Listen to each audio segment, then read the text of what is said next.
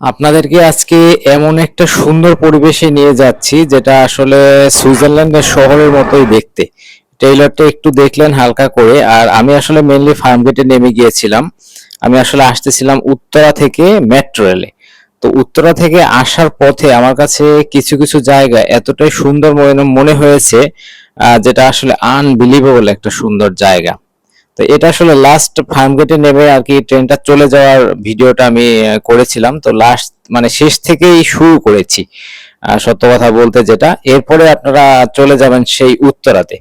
তো উত্তরা থেকে আমি আসলে আসতেছিলাম। তো এই এই জায়গাটা দেখেন, এটা মানে দুই পাশে হলো আপনার মানে দুই পাশে মাঠ প্লাস পানি প্লাস ন্যাচারাল ভিউটা আসলে অসাধারণ ছিল। উত্তরা সেন্ট্রাল থেকে আমি আসলে আসতেছিলাম। উত্তরা সেন্টার হয়ে তারপরে আপনার পল্লবী, মিরপুর 10, শেওড়াপাড়া, কাজীপাড়া হয়ে আমি আসলে ফার্মগেট নেমেছি। তো এই জায়গাটার ভিডিওটা একটু দেখেন। এই জায়গাটা আপনাকে অবশ্যই মানে আপনাকে বিমোহিত করবে। এতটা সুন্দর একটা ন্যাচারাল ভিউ, যেটা বাংলাদেশের এত সুন্দর একটা ন্যাচারাল ভিউ, যেটা আসলে আপনি মনে হবে যেন আপনি এই জায়গায় যখন আপনি মেট্রো রেলে চড়বেন, এই জায়গা থেকে তখন মনে হবে আপনি আসলে দেশের বাহিরের কোনো জায়গায় অবশ্য আছেন। তো এটা আসলে আনবিলিভেবল, আমার কাছে অনেক মানে খুবই ভালো লাগছে। আর একটা বিষয় হলো ন্যাচারাল পরিবেশের মধ্য থেকে নিজে মুভমেন্ট করা, নিজে চলাচল করা, এটা কিন্তু একটু অন্যরকম আপনার মধ্যে ফিলিংস কাজ করবে এবং ভালো লাগা কাজ করবে, আপনাকে রিফ্রেশ এনে দিবে।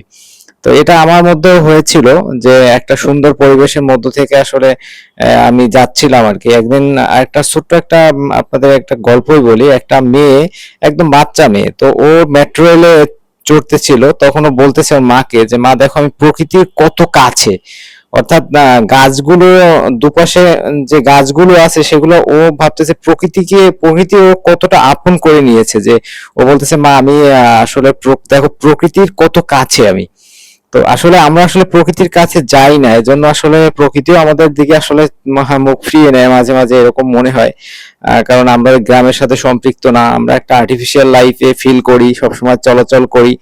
আর এজন্য আপনাদেরকে এই মানে মাঝে মাঝে রিফ্রেশের জন্য যদি হয়, তাও আপনি মেট্রো রেলে করে উত্তরাতে গিয়ে একটু চা খেয়ে আসতে পারেন, বা উত্তরাতে নেমে ওখানে একটু ন্যাচারাল ভিউটা দেখতে পারেন। চাইলে পরিবার নিয়েও ঘুরে দেখতে পারেন।